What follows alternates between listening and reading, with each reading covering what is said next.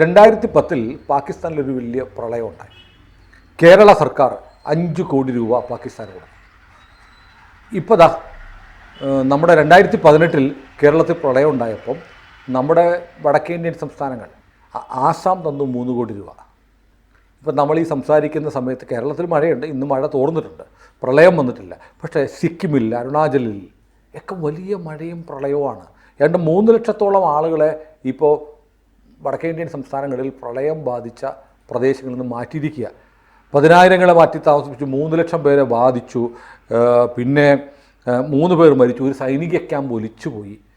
അപ്പോൾ 2018 ഞാൻ നോക്കുമ്പോൾ കേരളത്തിൽ പ്രളയം ഉണ്ടായപ്പോൾ ആസാം സംസ്ഥാനം മാത്രം 3 കോടി തന്നു. അതുപോലെ ഈ മുണ്ടക്കൈ ദുരന്തം കഴിഞ്ഞ ഈ മൺസൂൺ കാലത്തുണ്ടായതാണ്.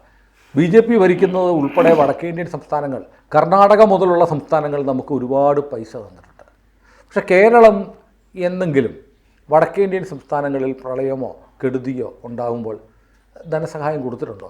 ഇപ്പോൾ ആസാമിനും നാഗാലാൻഡിനും സിക്കിമിനുമൊക്കെ ചെറിയതെങ്കിലുമായ സഹായം ആവശ്യമുണ്ട്. എന്തുകൊണ്ടാണ് നമ്മൾ പാകിസ്ഥാന് കൊടുക്കും, ക്യൂബയ്ക്ക് കൊടുക്കും, ഇന്ത്യയിലെ മറ്റ് സംസ്ഥാനങ്ങൾക്ക് ഒരു കെടുതി വന്നാൽ കേരളം കനിയാത്തത് മനഃപൂർവ്വമാണോ?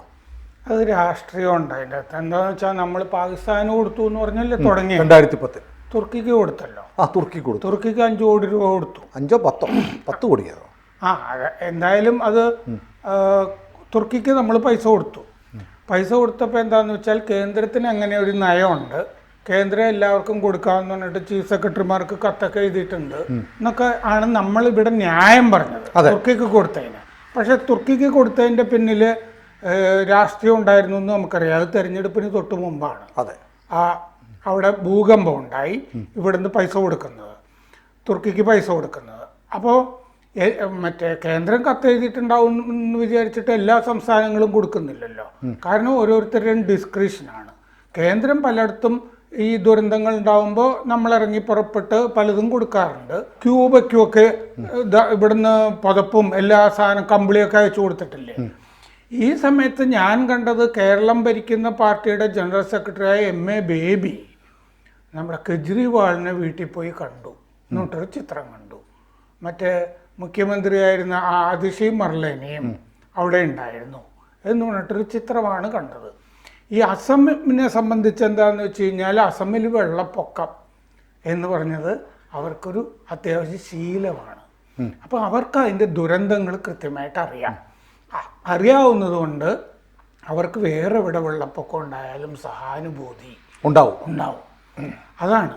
പിന്നെ ഈ അസമിലെ വെള്ളപ്പൊക്കത്തിൻ്റെയൊക്കെ പശ്ചാത്തലത്തിൽ നേരത്തെ ബംഗാളി സിനിമകളൊക്കെ ഋത്വിക് ഘട്ടൊക്കെ ഉണ്ടാക്കിയ ഒരു സിനിമയൊക്കെ ഞാൻ കണ്ടിട്ടുണ്ട്. പത്മാനദിർ എന്ന് പറഞ്ഞ് തുടങ്ങുന്ന ഒരു സിനിമ. അത് അദ്ദേഹം മരിക്കുമ്പോൾ പുറത്തു വന്നിരുന്നില്ല, പിൽക്കാലത്ത് പുറത്തു വന്നൊരു സിനിമയാണ്. സിനിമ അത്രയൊന്നും ഗുണം ഉണ്ടായിരുന്നില്ലെങ്കിലും വെള്ളപ്പൊക്കമൊക്കെ തന്നെയാണ് വിഷയവും കാര്യങ്ങളുമൊക്കെ.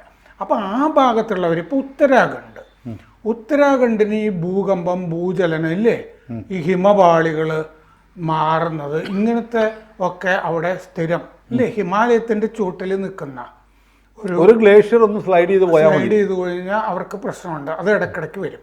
അപ്പോൾ ഇവിടെ നമുക്ക് ദുരന്തം ഉണ്ടായി. ഇപ്പോൾ വയനാട് ദുരന്തം എന്ന് പറയരുതെന്നാണല്ലോ പറയുന്നത്.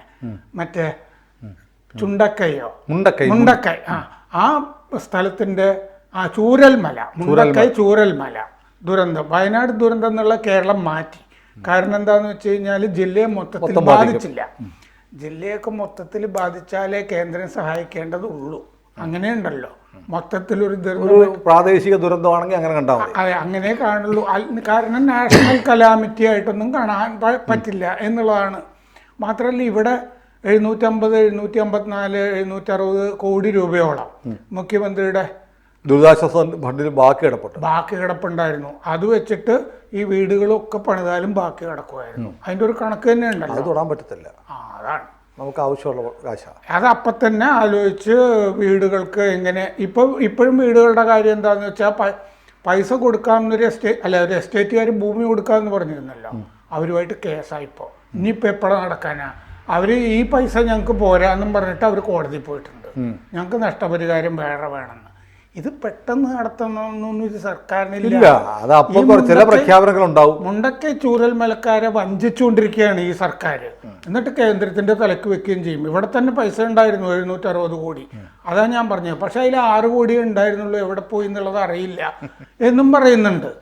അപ്പം ഞാൻ പറയാൻ വന്നത് എന്താണെന്ന് വെച്ചാൽ, ഈ മുണ്ടക്കെ ചൂരൽമല ദുരന്തം ഉണ്ടായപ്പോൾ ഇന്ത്യയിലെ പല സംസ്ഥാനങ്ങളും സഹായിച്ചു, തന്നു. UP സഹായിച്ചു, ബീഹാർ, കർണാടക സഹായിച്ചു, BJP സർക്കാരുകളൊക്കെ സഹായിച്ചിട്ടുണ്ട് എല്ലാ സംസ്ഥാനങ്ങളും. നമ്മളിങ്ങനെ വരുമ്പോൾ ഉടനെ ഇറങ്ങി പുറപ്പെടില്ല. പക്ഷെ കമ്മ്യൂണിസം എവിടെയെങ്കിലുമൊക്കെ ഇത്തിരി ഉണ്ട്, അല്ലെങ്കിൽ ഇസ്ലാമിക രാജ്യങ്ങളിൽ പ്രശ്നം ഉണ്ടായാൽ ഉടനെ നമ്മൾ സഹായമായിട്ട് ഭയങ്കരമായിട്ട് ഉടനെ ഇത് നമ്മളുടെ ഒരു പ്രശ്നമായിട്ട് ഇങ്ങനെ കാണുന്ന ഒരു പരിപാടിയുണ്ട്.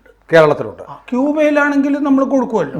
കാരണം എല്ലാവരും ക്യൂബ മുകുന്ദന്മാരാണെന്നുള്ളൊരു കാഴ്ചപ്പാടിലാണ് ഇത് ചെയ്തുകൊണ്ട് പോകുന്നത്.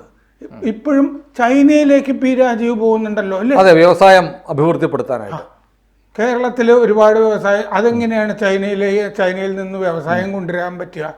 ചൈന എവിടെയൊക്കെ എന്തൊക്കെ ധാതു സമ്പത്തുണ്ടോ അതൊക്കെ ചൂഷണം ചെയ്യാനായിട്ട് ചൈന പോകുന്നല്ലാതെ, മുമ്പും ചൈനയിൽ നിന്ന് ചെറിയ ചെറിയ ഡാം കൊണ്ടുവരാന്ന് പറഞ്ഞിട്ട് ദാമോദരൻ എന്ന് പറഞ്ഞിട്ടൊരു കമ്മ്യൂണിസ്റ്റ് ശാസ്ത്രജ്ഞൻ പറഞ്ഞിരുന്നു ചൈനയിൽ. അല്ല സാറ്, തുർക്കിയുടെ കാര്യം പറഞ്ഞപ്പോൾ ഞാൻ ഓർക്കുവാണേ, തുർക്കിക്ക് കൊടുത്തു. അതേ സമയത്ത് തന്നെ നേപ്പാളിൽ ദുരന്തം ഉണ്ടായി, നേപ്പാളിന് കൊടുത്തില്ല. കാരണം അവിടെ ഇസ്ലാമിക രാജ്യമല്ല, അവിടെ ഹിന്ദു ഭൂരിപക്ഷ രാജ്യമാണ്. അവർ യോഗി വേണമെന്നൊക്കെ പറഞ്ഞിട്ട് പ്രക്ഷോഭം നടത്തുന്ന ആളുകളാണ്. അത് തെരഞ്ഞെടുപ്പിന് തൊട്ട് മുമ്പായിരുന്നു തുർക്കിക്ക് സഹായം കൊടുത്തത്. അപ്പോൾ ആവശ്യപ്പെടുന്നത് അനുസരിച്ചിട്ട്, അതായത് ഈ പാർട്ടിയുടെ അകത്ത് ഇതൊക്കെ ചോദിക്കുന്ന ആളുകളൊക്കെ ഉണ്ടല്ലോ, അവർക്ക് കൊടുക്കും. അതാണ് അതിൻ്റെ സംഭവം.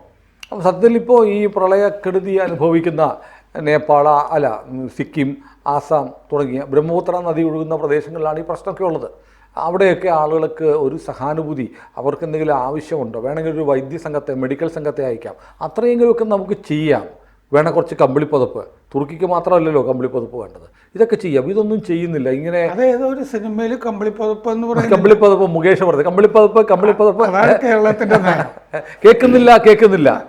പക്ഷെ അത് ഒരു മറ്റ് സംസ്ഥാനങ്ങൾ വിലയിരുത്തില്ലേ? അവർക്കൊരാവശ്യം വരുമ്പോൾ നമ്മളുണ്ട്, നമുക്കൊരാവശ്യം വരുമ്പോൾ കേരളം ഇല്ല. അതൊരു വല്ലാത്ത പോളിസിയാണ്.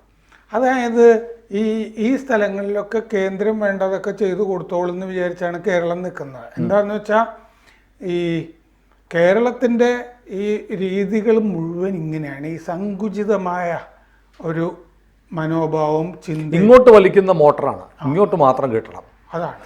അങ്ങോട്ട് ഞങ്ങൾക്ക് കൊടുക്കണമെങ്കിൽ അത് ഇസ്ലാമിക രാജ്യമായിരിക്കും. അത് ഇസ്ലാമും ഈ മാർക്സിസവും തമ്മിൽ ഈ ആഗോള സാഹോദര്യം എന്ന് പറഞ്ഞൊരു സംഗതിയിലാണ് നിൽക്കുന്നത്.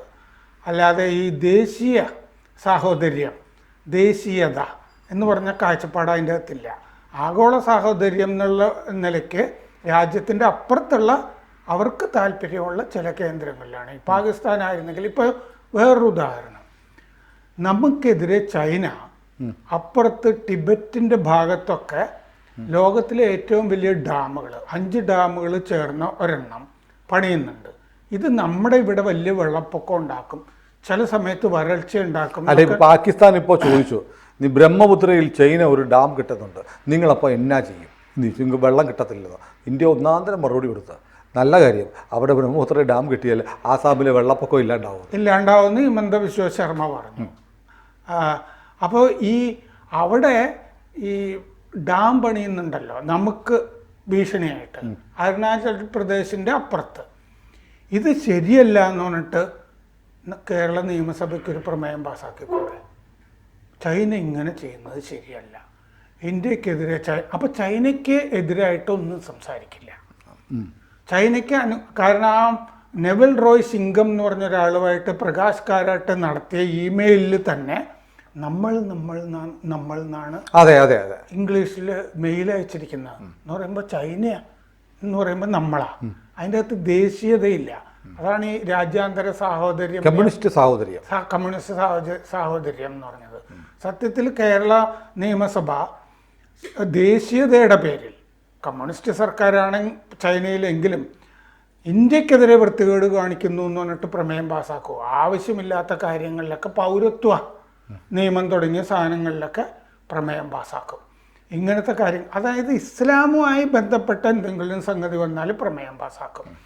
ഇതുപോലെയാണ് പണ്ട് യുദ്ധം നടക്കുമ്പോൾ 1962 ഇന്ത്യയുടേതെന്നും ചൈനയുടേതെന്നും പറയുന്ന ഭൂമി. പക്ഷേ ഇതൊക്കെ പറയുമ്പോൾ ഒരു കാര്യമുണ്ട്, നമ്മുടെ വിദേശത്ത് പോയിരിക്കുന്ന പ്രതിനിധി സംഘത്തിൽ ശശി തരൂർ മാത്രമല്ല, ജോൺ ബ്രിട്ടാസും പാകിസ്ഥാനെ തുറന്ന് തകർത്തടിച്ച് സംസാരിക്കുന്നുണ്ട്. പക്ഷേ രാജ്യസഭയിൽ സംസാരിക്കുമ്പോൾ അങ്ങനെയല്ല. വിദേശത്ത് പറയുമ്പോൾ വിദേശത്ത് എന്ന് കഴിഞ്ഞിട്ട് ഇന്ത്യക്കെതിരെ പറഞ്ഞു കഴിഞ്ഞാൽ നാണം കെടുമല്ലോ, അവിടെ എടുത്തിട്ട് ആളുകൾ ഉടുക്കും. അതുകൊണ്ടാണ് അത് അങ്ങനെ ചെയ്യുന്നത്. അല്ല, അപ്പോഴും പ്രശ്നമുണ്ട്. വിദേശത്ത് പറഞ്ഞതിൻ്റെ വീഡിയോ ഒക്കെ നമ്മുടെ കയ്യിലുണ്ട്. അതിന് വിരുദ്ധമായി പാർലമെൻറ്റിൽ പറഞ്ഞാൽ ആ വീഡിയോ പുറത്തു വരും.